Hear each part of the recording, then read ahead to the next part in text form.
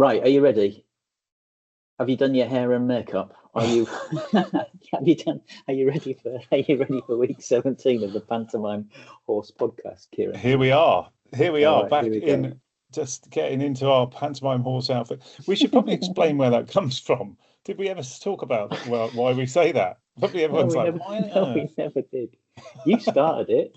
I think I did start it a long No, you time ago, definitely didn't I? did start it. I've nicked it from you. I use it all the Oh, time well. now. But yeah, so where's it come from, Kieron? Well, it comes from our very early board meetings in WCL, the management consultancy that we created together, if you can remember back that far, back in 2002. And I remember, yeah, because we used to get together in a board meeting in an evening back in the day because we were working all day long, flat out for clients. So everything on the business was done out of hours, effectively. And I think I just one day just said, let's get this pantomime horse of meeting underway. And then it became a bit of a tradition. I think, and it wasn't nothing really naughty behind that, as usual with my comments. It's just kind of like, it I amused me think it every was. time. I think it was that kind of thing about we didn't really know what we were doing. We were making Well, it up as we went along, and but that was as with true. so much in life. So, yeah. But if you're not But yeah, if you're not stretching your boundaries, then you're not working hard enough. You're not growing. So you should always be on exactly. that level. If you're not living on the edge, you're taking up too much space. Crikey, this has turned very philosophical all of a sudden, hasn't it? Anyway, enough of that. So quickly. Exactly. Right. What's on your list for this week, fella? Well, I have been out and about this week. I had a really interesting session. Your big event. Yeah, the big event that I spoke at, that I talked about last week, and then now have done. I think it went pretty well. So I'll share a bit of that. That would be good to do. And some more revelations and thoughts about Knowledge Flow, our platform, and kind of where it fits in the grand kind of scheme of AI as the world keeps on shoving on. I was, whilst at the conference that I was at yesterday, there was a speaker before me who was talking about geopolitics and risks that businesses need to be worried about. So I'll share a couple of snippets from that, but as usual, completely terrifying. Yeah, What about you? What's on your mind? Well, geopolitics is always on my mind. I mean, as you know, it's one of my I was going to say favorite topics. I wouldn't say favorite, but it's definitely top of mind a lot of the time. And I'm actually going to something tomorrow that I can't talk about because it's related. So yeah, it is a bit terrifying, but actually there's some really interesting lessons for us, and I'll share some of my thoughts on that. But before we get there, I wanted to talk about a couple of things. It's been a busy old week. It's just like you get towards the end of the week and where the bloody hell's it gone? Now, I can tell you this week, most of it's gone on Agentic AI, Yes. which has been fascinating, really interesting working with the big D, Donald Allison, on that. He's a genius, as you know. He does that kind of, he makes that Who face, like the Who out of the Grinch, and he, oh no, oh here it is. So yeah, there's all of that stuff. So I've got a couple of those things. I've had some really interesting customer conversations this week. Some around health, some around schools, and I'd like to pick your brain on the schools thing because I know you've been working with schools. I haven't. I've also been playing with the housing tool for stuff I'm doing on the website, and again, amazing. I wanted to talk about that.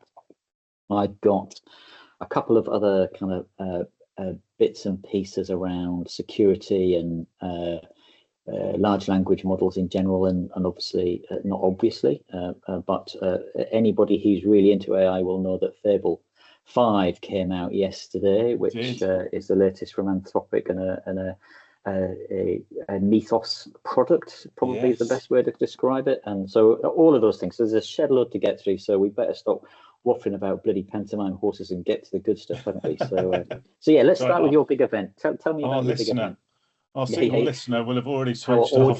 No, actually, I've got some news for you, Kim. We've got more than one listener. I found out. We do. So I got told there's a chief exec of one of our customers listens to this, so we need to be super careful. Oh yeah, I'll put my tie back on again. Correct. Yeah, get dressed properly. We got at least one listener in America, which I'll come back to later on.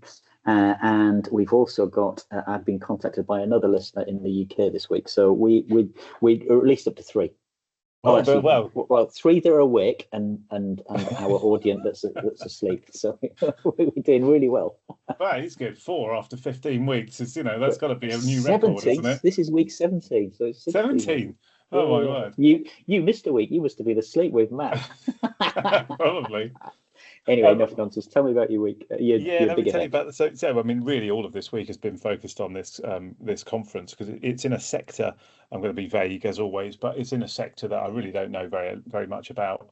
Although interestingly, I will give it away too much. Actually, no, probably I can talk about the sector. But back in my day, I used to do lots of work with the Food Standards Agency, and indeed even ran the international conference on Campylobacter in chickens, which went down amongst academic circles. Apparently, unbelievably, I had no idea. I went to where was it? I went to the EU to Brussels, I guess it was.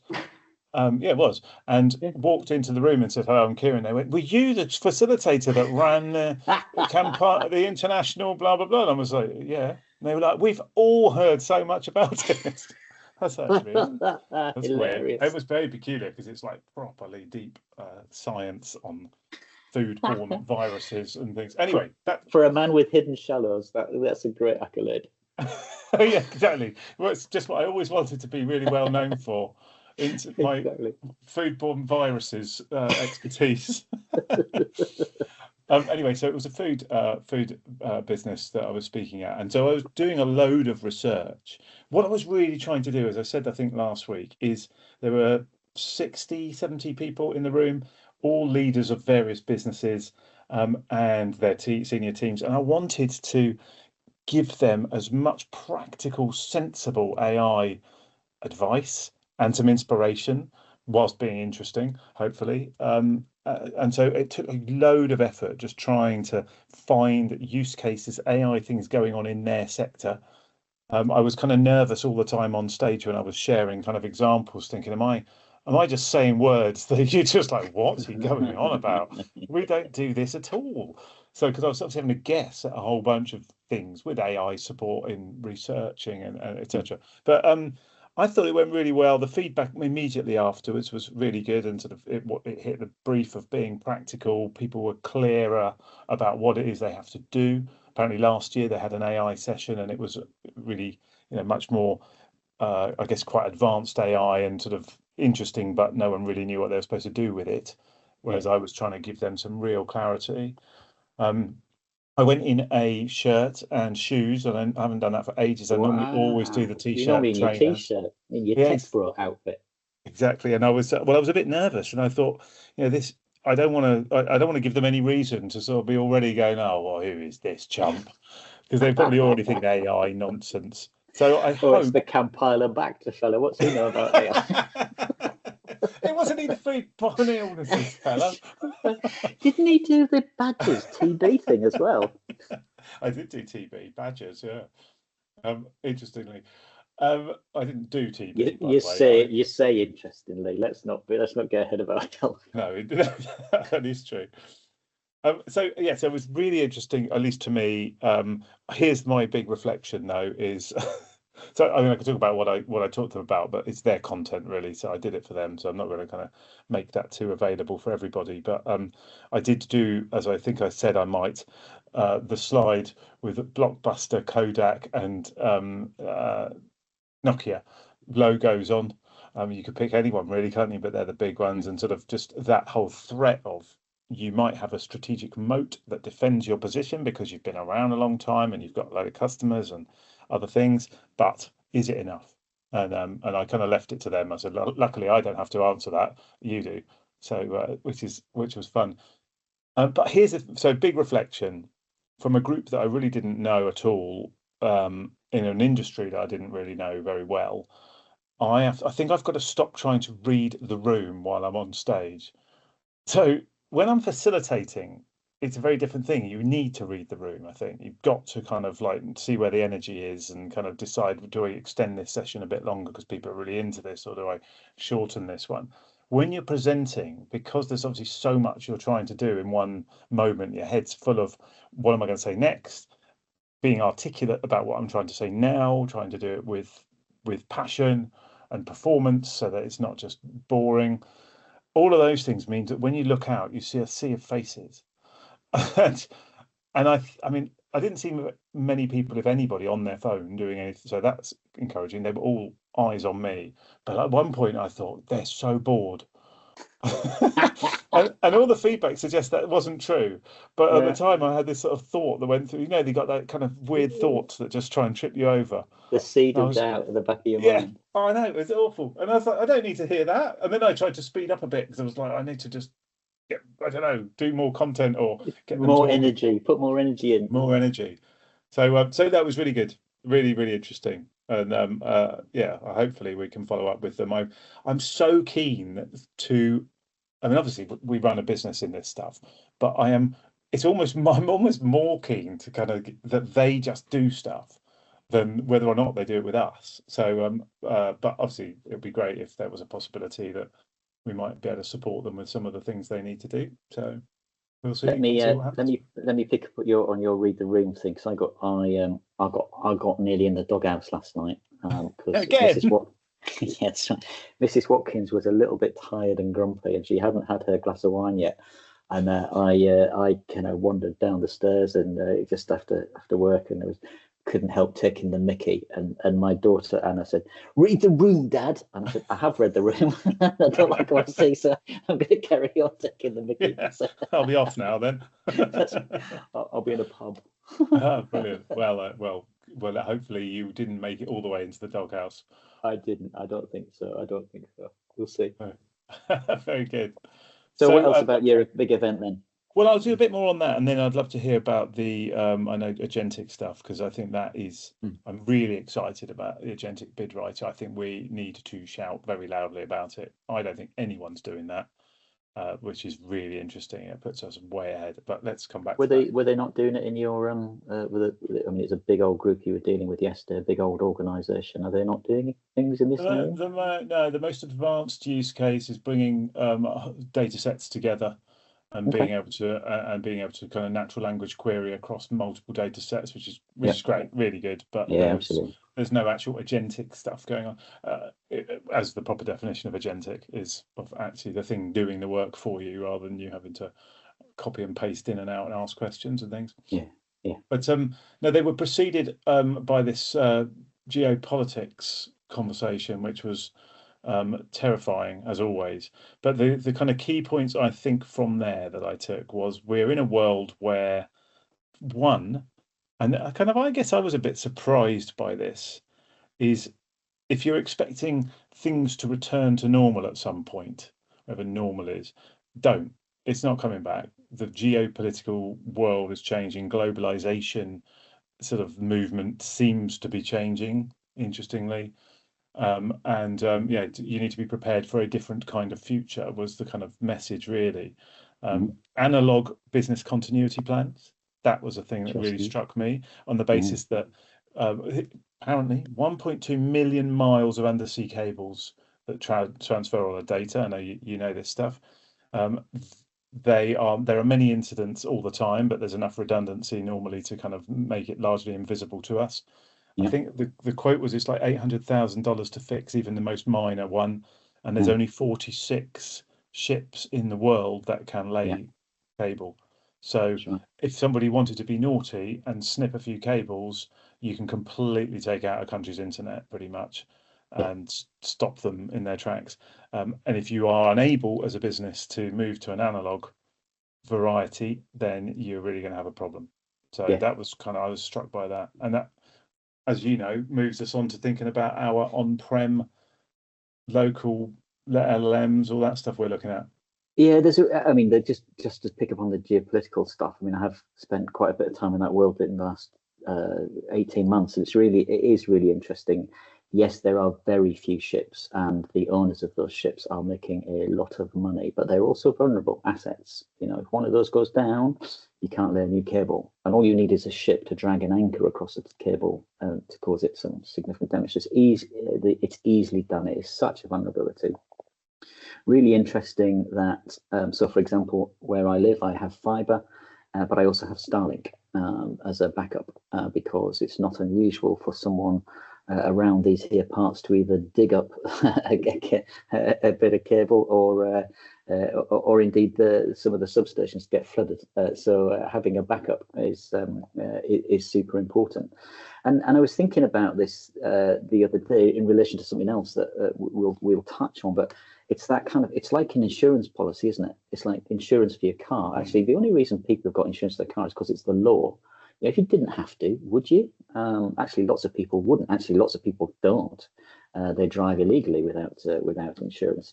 But most businesses don't really think about backup and contingency and redundancy and all of that stuff because they think it'll just carry on. And actually, there's a real challenge with all of that, I think. Part of this came to light. So last night, Donald ran the latest penetration test, and glad to see for our audience that there were no major findings. There were 5 minor ones that needed review, so that's fine. We'll get into those if he hasn't done them already. But how many organizations run penetration testing? I can think of at least 3 that I know of that have probably never done one. And actually, it's kind of fascinating. If somebody gets into the back end, and it's kind of, it's like loitering munitions. You don't need to do anything immediately. You can just leave stuff running in the background and you don't know about it. And the old joke is that there's only 2 types of CIO: those that have been hacked and know about it, and those who've been hacked and don't know about it. And I think people underestimate the security, and we obviously take that so seriously because of our customers and the things that we're doing. Yeah, it is really important. And the other thing that you just alluded to was, it's really interesting. I've told this story before about when I was at Ford many years ago, and this old boy, and this was in the 1990s. He'd started in computing in the 1960s in Ford, and Ford were the biggest supercomputer users in the world outside of the US military and space environments at the time. So they had a massive IBM data center built next to the head office at Orley in Essex. And it was really interesting working there. It was just it was all kind of almost science fiction back in the 1980s, Kieron, when I was there. And but this old boy said, I've seen it all before. It's centralized and it's decentralized. It's centralized, it's decentralized. Yeah. Everything's moved to the cloud, and all of our AI currently is in the cloud, but we know that there's going to be a move to local LLMs, and there's not only going to be a move to local LLMs, there's going to be a move to more specialist models. Your local, if you're doing something with, I don't know, let's say housing, you don't need to know what Californian bikers are eating for breakfast on a Thursday morning. It's no use. So why burn tokens and power when you don't need to? So yeah, this week the big D has been shopping, and he's bought a massive device to stick in the office to connect up local LLMs to and get some practice on local installs. And I genuinely think we will see a return to some on-prem stuff just because of that contingency and actually instant switchover. How, if your connectivity goes down, how do you keep your people working? How do you keep your people running? And it's one of those things where I think it's a real challenge. If people become dependent on tools, then what happens when you take those tools away? It's kind of, how do you work? Do you go back to pencil and paper? Well, you kind of got to, but how efficient is that? And are you going to transcribe those notes and all of that stuff? It's just some real challenges. So I think the whole contingency, the business continuity stuff, if companies aren't taking that stuff seriously, then they are just asking for trouble. And and I just think so many businesses, especially in the SME category, or ones that are under financial constraint. It's a bit like when budgets are squeezed, one of the first things to go out the window is training. One of the other first things to go out the window is your kind of insurance policy. But actually, it should be one of the things that you prioritize in order to make sure that your business can run if it needs to. And I think it's that, because you don't see 99.9% of the time, you don't see any benefit from having your contingency plans in place. You don't chip, but actually, when it does go wrong, you absolutely do bloody notice it, and it can be completely distractive. So yeah, it's really interesting, that whole area around security and resilience, and I would recommend all of our listener to think about that in their organisation too. Yeah. If you stop snoring a second. I mean, well, what came up yesterday in that talk was, and I hadn't heard this, but why would I? The EU from end of July, every business has to be designated whatever the high risk, not high risk, but like required businesses. So water, utilities. Yeah, but food is also in there as critical well. National infrastructure. That's the stuff. That's the stuff. They all have to, I think, submit a business continuity plan to somebody. I don't know if they have to actually submit it or just state that they've got one. Who knows? But so the EU is sort of forcing people's hands on it, which is quite interesting to imagine. They're often included in procurements, especially public sector procurements. What's your business continuity plan? And most people just pay lip service to it, or what they'll do is they'll go onto ChatGPT and say, give me an answer to stick in, and actually there's no substance to it. The worst thing is when the procuring organisation, the purchasing organisation, don't check it. It's that if you're going to do one thing, check all the references and then check the business continuity plan. So that's two things, by the way. But with AI over your procurement on the judging of procurement and assessing of marking of things, then you should be able to do that. You should be able to run that straight away and just say, is this decent enough for this kind of company? Yeah, exactly. You're running a private model. It's that whole in God we trust, everybody else brings data. So sure. Yeah, show me your plan. Right, when was the last test that you ran, and where's the evidence that you ran it, and where's the output? So security is only going to become more important. In fact, just as a little insight, we've had hundreds of attacks on our website in the last 2 weeks. So I don't know who I've upset. I do hope it's not. It's not because of my geopolitical interests, and I've upset people in rogue states that are attacking us, but they are coming from all over the world. I'm assuming many of them are just on VPNs, but we've had literally hundreds of attacks in the last 2 weeks. We're definitely on someone's radar, Kieron, and not for good reasons. So that's another terrifying thing. Yeah, I'll have to ask the geopolitics guy who it is. On procurement, though, you're talking about procurement. Tell me about your work with Agentic Bid Writer. I think our Agentic Bid Writer product is so amazing. I don't think you've seen the latest. You're not even up to speed. You've been too busy with your foodie friends this week. You're not even up on the latest, fella, honestly. So I spent a lot of time with Donald this week, just tinkering, messing, playing with the answers. And we talked a bit about this before, I think, but the different models behave differently. So you've got to test them, and for example, ChatGPT 5.4, OpenAI 4.4 is it's driven somewhere in the background, somewhere in its setup. It is driven to provide short, condensed answers. So you could do things like put in, say, right, the answer to this question is 2,500 words. Go to all of our marketing material, all of our previous bids, all of our collateral, all of our case studies, and write me 2,500 words, and it will come back with 900, 800, 950, but it'll be in that order. And it's like, I've asked you specifically to do it. Why haven't you done it? And it'll say, because I'm writing for brevity and clarity, and most evaluators don't want repetition, and they want succinct answers.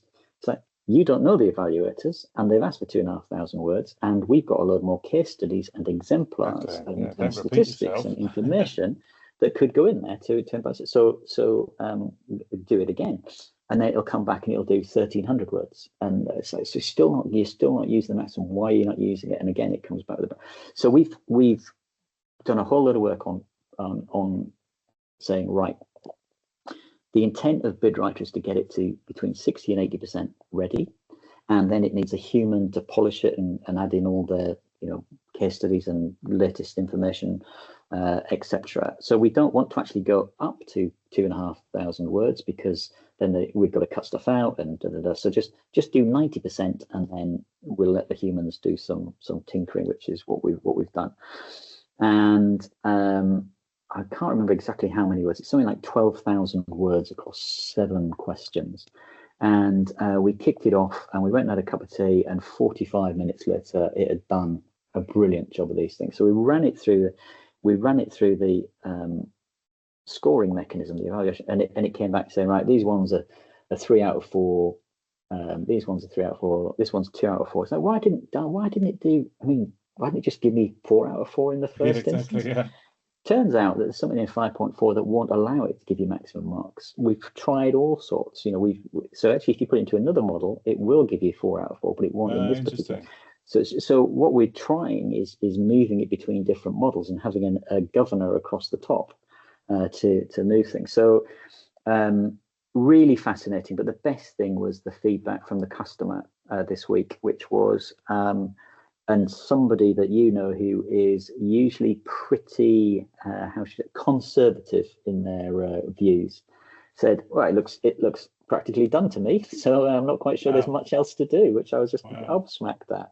So really, really interesting. But yeah, I'm delighted with where it's going and how it's working. And I think for anyone who is doing bids, that has to be the way to go. Interestingly enough, I think there is a play for us on the other side of the fence about scoring for evaluators, which is we do this and. I just love it. I mean, the Agentic Bid Writer. So I mean, it really brings into the world what is an agent, because that's what. So agentic AI, we know this, but just for our audience, is when the AI does the thing. So it's not like you ask it to do something, it responds. It's when it actually completes the task and might decide to do another few steps afterwards. Yeah. And with Agentic Bid Writer, if you are in the world of responding to proposals and tenders and things, you can get the tender, as long as if it's emailed to you or you download it or whatever you do, put it into a folder, point knowledge flow at it, and it will answer the thing in the folder. Open the document where the answers need to be and put them in there. If there is one, if it's for a web thing, then it will just create them as a new document. Done in about, like as you say, sort of 40 minutes for a really big one. So the first time you ever read that bid, the invitation to tender, I should say, can be when you've already got a 80% complete. So other bits that you haven't seen because you've been busy. But he's put a little wizard on the front which allows you to put context in it. So go to this URL and have a look, or I want you to write in the style of Donald Duck, or it needs to, whatever it is, or it needs to emphasize our work in the NHS. Whatever you want to do, it allows. There's 4 simple questions, 4 inputs, and then but there's a 5th bit which is really clever, and this is the bit that I was doing manually. Come back to your agentic point about getting the AI to do it for you. What I was doing was I was taking those answers and sticking them back in to knowledge flow and saying, right, critique this, give me a score, give me the score, tell me where it's strong, tell me where it's weak and what would improve it. Right, write that. And now he's automated that, so you can put in up to 3 iterations, so it revises it and refines it up to 3 times. I did see that is very cool. So it is super cool, and that does that before you see it the first time as well. Right. That's the cool thing. Yeah. That just happens. It basically answers each one, remarks itself, re-answers it, marks itself again, and then gives you the final version of that. And what it does is it puts it. So this one was a Word document, although he has done it with Excel. It puts the answers into the relevant box in the document. Impressive. The bit that we haven't quite cracked yet is formatting. So we're working on that. It's just, you've got to leave something for the human to do. I know, but I found it really pain in the bum. I was like, I've got to put my own balls in and separate these things. So yeah, it's actually it's really funny how your mindset changes. Like, I've just saved myself 2 weeks of work, and now I'm whining about having to ball this. Reading it. Well. Yeah, do you? And actually, if you don't, that's the real point. This comes back to the human in the lead thing that Gartner talked about, isn't it? Exactly. There's no point in having a human in the loop. You've got to have a human in the lead, and actually, that's where creating these things and then giving them to people to polish. So I've been super impressed with that this week, and the closest you could get to that in current stuff, if you would used like Claude Cowork or Codex in either one of those, Claude Code or Codex in ChatGPT, you could do something like it, but you couldn't do it securely.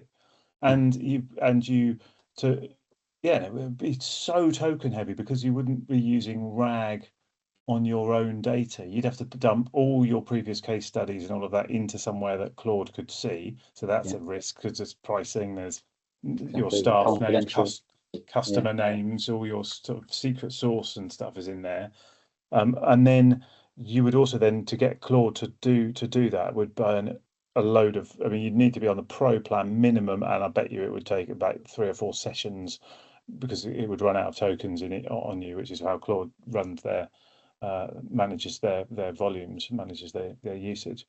So I don't think it's possible to do anything like the quality that we've created with another tool, never mind one that actually is a RAG tool that knows you and is secure. I think it's just not even feasible. It's back to that context is king thing, isn't it? And we were talking earlier in the week about the difference between we sound a bit like a broken record going on about Copilot, but you had a really interesting insight about making knowledge flow the contextual layer. So just explain that for people. Well, I think my revelation was that knowledge is the context layer. So we were at Gartner and it was all about context. And I spent, as I said before, at the end of day one, I thought, oh Christ, I don't know. No, day one was brilliant. The end of day two, I was like, I don't know anything. I've moved into the consciously incompetent stage of my learning. And then realized that actually that it was just lots of flannel and words that people like to create to make things sound important. But context is the organizational knowledge. So there's policies and procedures and the data and the documents, which we build into our RAGs anyway. That's what we do. Then there's the system prompts that help understand the kind of way a user might want to use it. So we build that into, and then we nearly always put the tone of the brand guidelines and tone of voice and things into it. So we do a kind of pretty okay job of building context. And interestingly, if you think about that compared to Copilot or ChatGPT, if you like, because ultimately Copilot is only a secure route to ChatGPT, that's all they're doing. But we've got this layer, the application layer, that is the context layer. And of course, then is this agentic layer as well, that you can then get it to do the things for you, or build the specialist tools, which really the specialist tools are all about bringing context. For a school, which we might talk about in a minute, some of that context is Ofsted and the world of Ofsted and what they'll look for and where that's likely to be in the school's data. Therefore, it's all prepared and ready to go. You then present it with the data and it will give you your kind of Ofsted view, if you like, give you your report, your CEF or SAR in colleges. That's all context. So I think we've been doing this for 2 years, since knowledge flow at least. I think we've been building a context layer. We just didn't think of it like that. And it helps me enormously because, as people's prompting skills get better, they're more able to make Copilot do some of the things that knowledge flow can do at the press of a button, by the way, without needing to type in long prompts. But Copilot is still a very long way from being that kind of specialist layer that has the context. Yes, if you've got the expensive one, it can look into your documents, but it's kind of the wrong view of just dumping all of your organizational stuff into an AI and going, there it is. That's great for search, but it's not a very good way of getting good answers where, they're contextually aware of what is it you're trying to do today or with this task. I'm trained and specialist in that. That's all what I think Gartner would call context. So I think that there must be some, there undoubtedly are organizations which are big enough and have got enough skills and resources and money to be able to make that work with Copilot. But, 90% of organizations just can't and don't. And we see that time and again. So, I think that's a really interesting way of thinking about it. Yeah, it's interesting, isn't it? And you were talking about your IT folk that said that they've built, they've built something, your risk. Come on, Kieron, think the risk folk in drug trials. Oh yeah. Tell me that. Say that. Well, it wasn't them. I've got friends in the life sciences sector, and they've been talking about people who've been creating solutions in Copilot, and this isn't them, it's somebody else. But I've been thinking about it a lot. It's like how it's a very specialist subject, and there's a lot of potentially sensitive data. And even if you just didn't take the sensitive data and you just took the metadata, I think there's a lot of really useful applications you could bring. So, for example, you could create a RAG with all of the what's called protocols. How are you going to run your drug trial? How much drug, who gets what, which ones get placebo, which ones get actual drug, and a global trial across 50 countries. You might have 40 different languages. Actually, you doing that is it's just a really simple case. But they're talking about doing other things, which are more detailed. And I'm like, how are they handling the retrieval and sensitivity, and how are they managing the responses for accuracy? Because that's really hard to do in Copilot unless you've got, and it may be that they are a big enough and well-funded enough organization. But if you're if you're just an IT evangelist or an AI evangelist in a big organization, and you're doing stuff which looks pretty cool, we get back to the bit that we've talked about previously, which is the whole kind of, how do you move from pilot to production? Is how IT folks would talk about it. How do you scale from pilot to production, and where does it go wrong? Because it's easy to force fit things, but actually, if you've got, this is a bit like our policy buddy when we first moved to, here's 900 social workers who want to access this stuff, and how are we going to make sure that's accurate and responsive, and doesn't take a lot of time, and et cetera, et cetera. So yeah, I think that but back to your geopolitical comment from earlier, we're in a world where Copilot exists. It's not going to go away. Microsoft are going to continue to push it. There's no doubt about it. It will get better, and these things will come. And I think that's good for lots of different reasons, because it will help people be more productive. But I think there will be along the way quite a lot of frustration as people can't get it to do the things that they want it to do, and not understand why they can't get it to do the things they want it to do. That's the thing, isn't it? Is it looks like magic. Who was it that said that? There was a quote at Gartner about it, that everything looks like magic until you understand it, or something. I can't remember. Maybe new technology looks like magic. And then once people realise it's not doing quite what they want and they don't know why, I think is when we'll run into all kinds of problems will. And I think interestingly, the other side is that if you do use Copilot for all the stuff, well, where's your competitive advantage? Because everyone's going to be doing that, and everyone's going through the training, and they'll all catch up. The key is to get your data organized and sorted in a way that is not available to others, and therefore you can then start to really put your data to work to make a huge difference. So I think, and that stuff is unlikely to be a Copilot solution, in my opinion, because Microsoft are all about, they're masses, aren't they? They want to do a global product. Fair enough. I would love to have one, but that's not our game. That's right.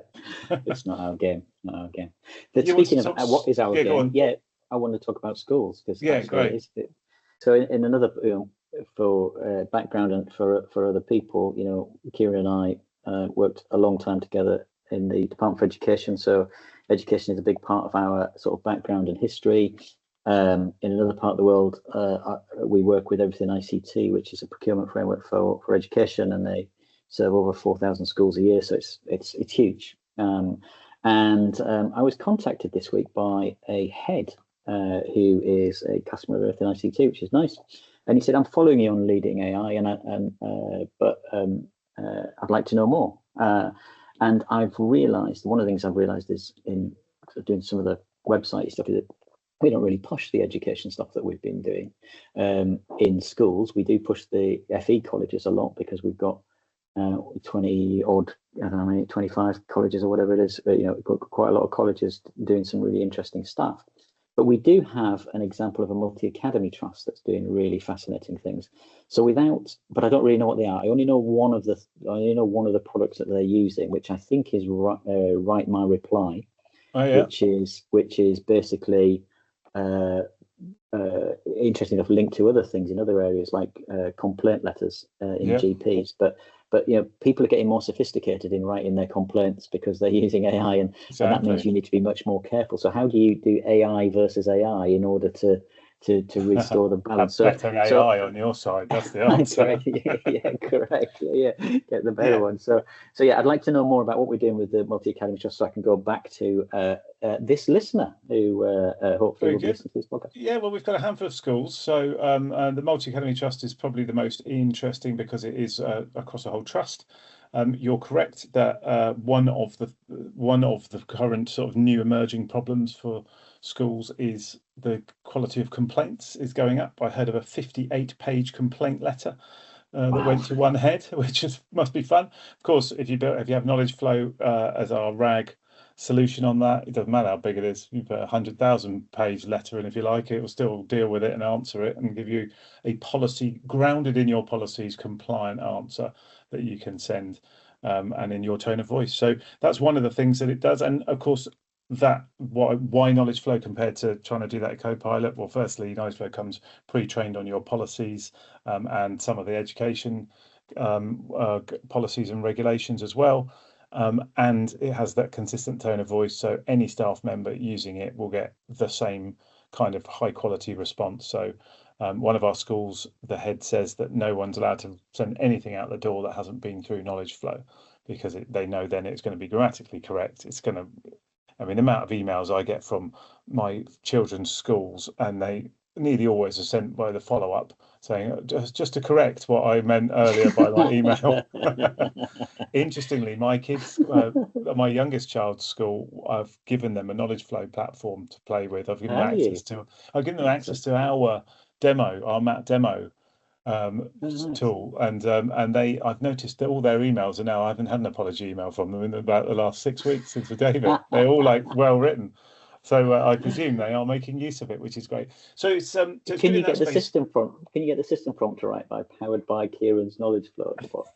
I could also Kieron's say great. always select my son as the that would be prompt injection, It would be which is prompt one of the injection, risks exactly. in AI. So we certainly won't be doing it. But interesting, I mean, the bigger picture for all of this is 50% of teachers' time is spent not in the classroom doing various things. Some of those things are good and fun, and some teachers like lesson prep and like creating their materials, and so they should. But lots don't. There's a hell of a lot of data being moved from one place to another. There's a lot of that kind of writing reports and parent updates and things. And the knowledge flow platform can do nearly all of that for you. And with the increasing interest in send and the likely changes coming on to how EHCPs are defined, that creates a massive task for schools now, because it will, in theory, it's going to move to only sort of 2% of people will have EHCPs, down from currently 5%. But there will be a whole cadre of folk that the schools are expected just to accommodate without an EHCP. So knowledge flow can do that because you can train it on your materials, which is one of the tools that we've built, which is really interesting. So it doesn't just make stuff up from the internet. It's actually not bad in Send, if I'm honest. The kind of pre-training, as it's called, it knows a lot about Send and can bring you pretty good teaching strategies. But you can't, in my opinion, as a MAT, a Multi Academy Trust, you couldn't say to your staff, just use any old nonsense that you find. You want to say, this is our view of how we meet these needs, and these are the examples of all the places where we have met those needs. So draw on that for the future stuff, and then hopefully improve as you go. So does that. It's the parent reporting, I think, is probably the most interesting thing. And this is potentially in your world, in the world of when I was talking about the steam engine last week or the week before, but in the steam factory, parent reports have forever been a kind of end of term thing that takes teachers enormous amounts of time. A lot of that time is spent staring at a spreadsheet with data in it to work out what's the attendance, what's the hand-in rate, what's the likely achievement, what's all of that. Now, let me check their CPOMS records or whatever your system you're using for that. I mean, why are we making teachers do that? And everyone always immediately says, well, we want the teacher's view. Yes, you want the teacher's view, but let the AI do all of that piece and write a wonderfully parent-friendly, grammatically perfect parent progress report based on the data in seconds for the entire school, never mind just the class, and then have the teachers add their personal touch over the top of that. That is what we should be doing. And the idea that you could then do that if you wanted to every week, that is the stuff that gets really exciting. And you could go a step further and have parents able to chat directly with their child's data, so that they could just say, how did little Johnny get on this week? How is that? As long as the data's being fed, and that's, lots of schools are quite good in that space, but they need to up their game if they wanted to do that. All of that could transform parental engagement in their child's education, because you can make it parent focused, and with the transformation, the transformers, that is what an LLM is, being able to add in that kind of parent language, make it relevant. What can the parent do to help? How can they, count in cereal boxes, I've always laughingly said, just games you could play at home to help. All of that could be built in if you wanted to. So that stuff's amazing. So that's what we're working on in multi-academy trusts, and I'm delighted that we've got some that have agreed and come on board. And it's really interesting, and interesting feedback from one of them the other day, which I really liked. And this is the support team at work. She wrote and just said, I just want to say your responsiveness is so good. Like when they ask a question, like they get an answer within an hour or two on email, and we've solved a problem and done something, updated something or whatever. So yeah, really exciting, and I wish more people were doing it. There's a load of AI for schools, as you know, a lot about classroom prep.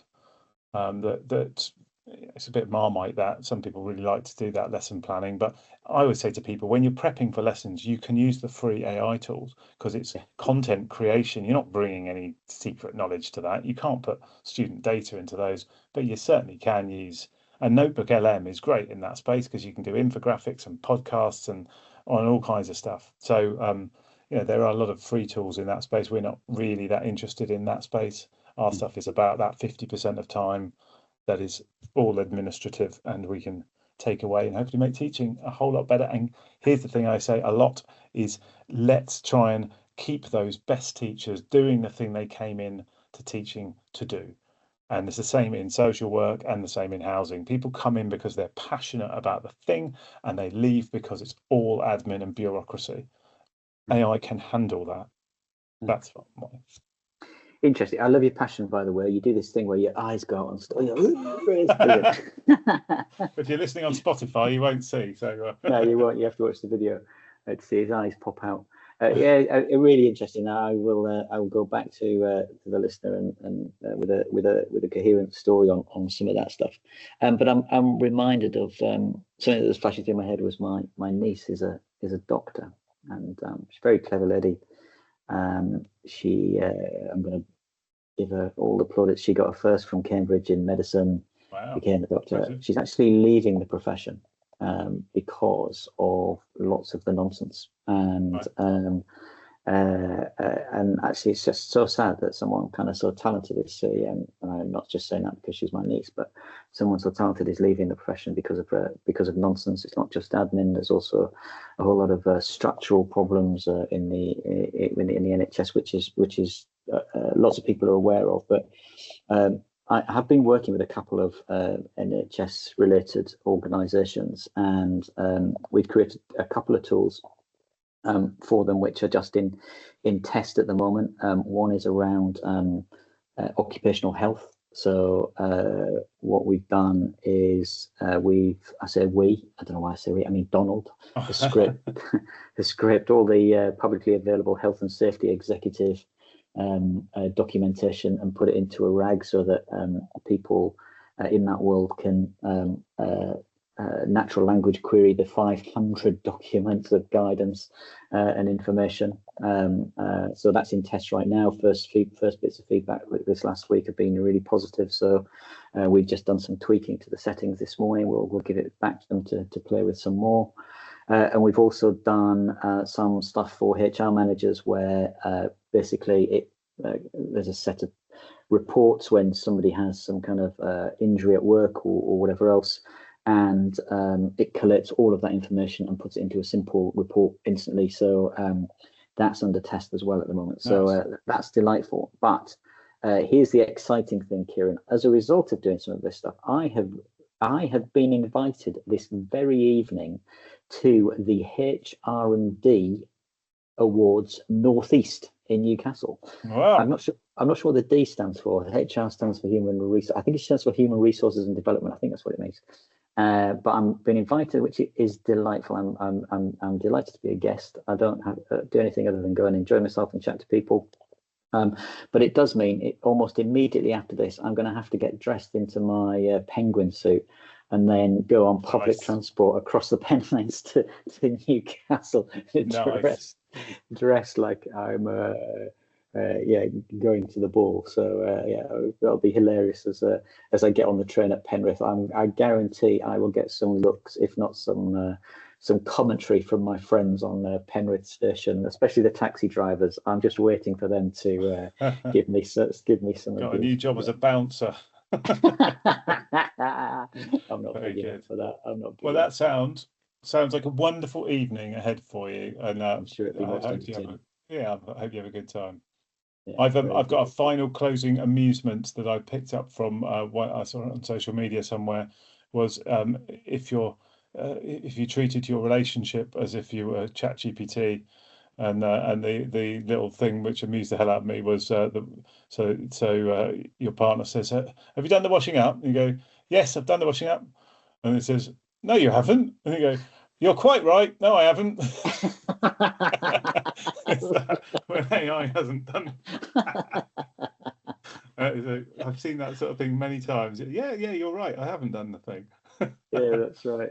There you go. Very good. You can use that's the kind of thing that'll land. Yeah, I was going to say that's the kind of thing that'll land me in the doghouse. I don't need any help, and I don't intend to go back for quite some time. So on that note, Philip, I will leave you. I won't see you tomorrow because I am out all day, but I will catch up with you next week. Enjoy yourself, and have a lovely time tonight at the HR&D Awards. Do you know what? I will take some pictures and I'll send them to you. I look forward to it. I look forward to seeing them. All right, see you later, mate. Bye-bye. Bye. Cheers.